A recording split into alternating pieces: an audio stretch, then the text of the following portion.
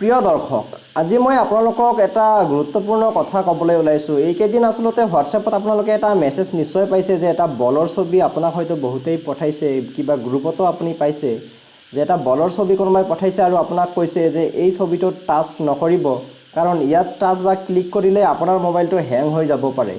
আচলতে এইটো যিটো বলৰ ছবি আহি আছে হোৱাটছএপত এইকেইদিন ভাইৰেল হৈ পৰিছে, এই ছবিটোৱে বা এনেকুৱা ধৰণৰ মেছেজবোৰত কি থাকে, কিয় এনেকুৱা হয় আৰু কেনেকৈ এইবোৰ বনোৱা হয়, আৰু এই ছবি বা এনেকুৱা মেছেজবোৰে আপোনাৰ মোবাইলটোৰ কিবা ক্ষতি কৰিব পাৰে নেকি, এই বিষয়ে আজিৰ আমাৰ এইটো ভিডিঅ'ত বহলকৈ আলোচনা কৰিবলৈ লোৱা হৈছে।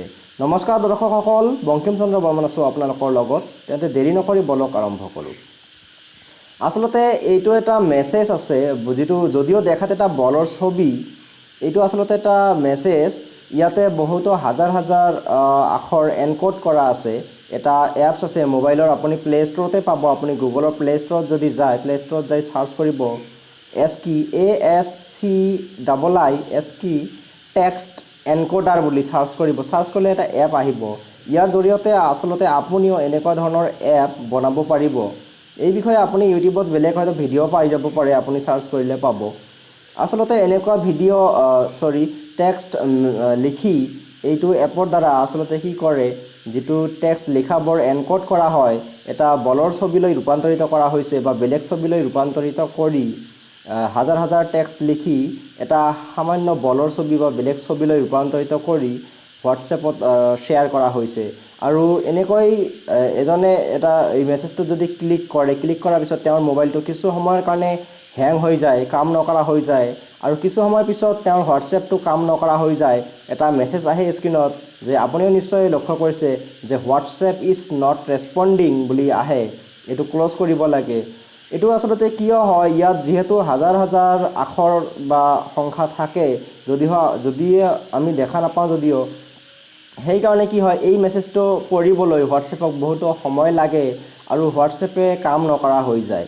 এনেকৈ আচলতে এই মেছেজটো ভাইৰেল হৈ পৰিছে যে ভাবিছে এজনে আনজনক মোবাইলটো হেং কৰাৰ ট্ৰাই কৰি এজনে আনজনলৈ শ্বেয়াৰ কৰিছে, আৰু এনেকৈ এইটো মেছেজ ভাইৰেল হৈ পৰিছে। আচলতে এইটো মেছেজে হোৱাটছএপৰ বা আমাৰ মোবাইলৰ ক্ষতি কৰিব নোৱাৰে। এইটো সাময়িকভাৱে আমাৰ মোবাইলটো আৰু হোৱাটছএপটো হেং কৰাই বা হোৱাটছএপটো ক্ল'জ হৈ কৰিবলগীয়া হয়, কিন্তু এইটো পাৰ্মানেণ্টলি আমাৰ মোবাইলৰ কোনো ক্ষতি কৰিব নোৱাৰে। আৰু এনেকুৱা মেছেজ আপুনিও বনাব পাৰে। আপোনাৰ যিটো গুগলৰ প্লে ষ্ট'ৰ আছে তাতে যাই আপুনি চাৰ্চ কৰিব ASCII টেক্সট এনকোডাৰ বুলি এটা এপ আছে, সেইটো চাৰ্চ কৰি আপুনিও এনেকুৱা ধৰণৰ এপ বনাই ল'ব পাৰিব। দৰ্শকসকল, আশা কৰিছোঁ আজিৰ ভিডিঅ'টো আপোনালোকৰ ভাল লাগিছে। ভিডিঅ'টো ভাল লাগিলে লাইক আৰু শ্বেয়াৰ কৰিবলৈ একেবাৰেই নাপাহৰিব।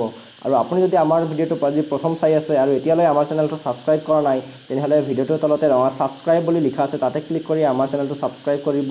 আৰু ওচৰতে থকা বেল আইকনটোতো ক্লিক কৰিবলৈ একেবাৰেই নাপাহৰিব, কাৰণ বেল আইকনটোত ক্লিক কৰিলে আমি আপলোড কৰা ভিডিঅ'বোৰৰ ন'টিফিকেশ্যন সৰ্বপ্ৰথমে আপুনি লাভ কৰিবলৈ সক্ষম হ'ব। বহুমূলীয়া সময়কণ দি আজি আমাৰ ভিডিঅ'টো চোৱাৰ কাৰণে আপোনাক বহুত বহুত ধন্যবাদ।